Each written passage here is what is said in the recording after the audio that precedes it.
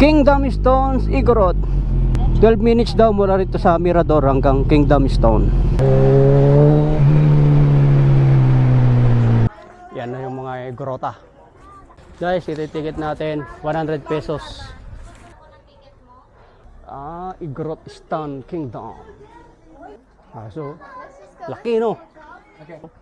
Ano kaya kung ganyang kalaki ang tao? Nandito tayo sa mga Igorot.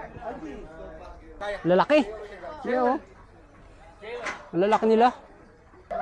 Ganito na ang loob. Oh, di ba? Andito tayo sa gitna ng sinasabi nilang Igorot Stone. Hindi pa tapos kasi hanggang taas pa yan, oh. Ganda na ito mga idol, oh. Nakapatong. Yun, shout out mga idol. Yan pa, oh. Hanggang doon sa taas pala. Yan ang sabi, umali kayo Igorot Stone Kingdom.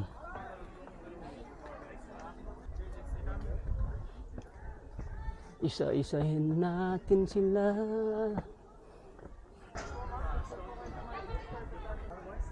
Mula dito sa nakikita ang buong Stone Kingdom. Maganda pag natapos na yan, oh. Akit pa tayo hanggang doon sa taas. Ganyan na itsura. Meron silang tower dito, parang tulay.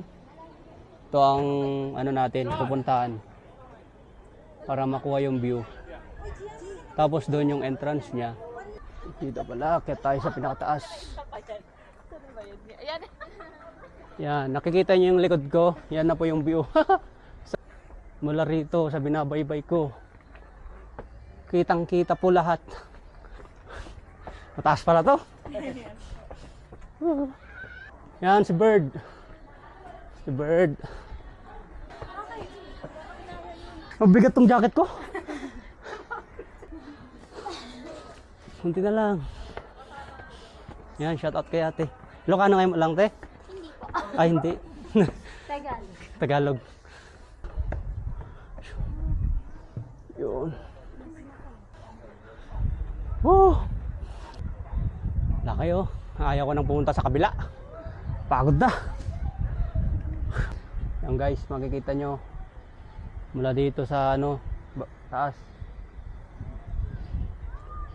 Wala pa akong picture dito ah.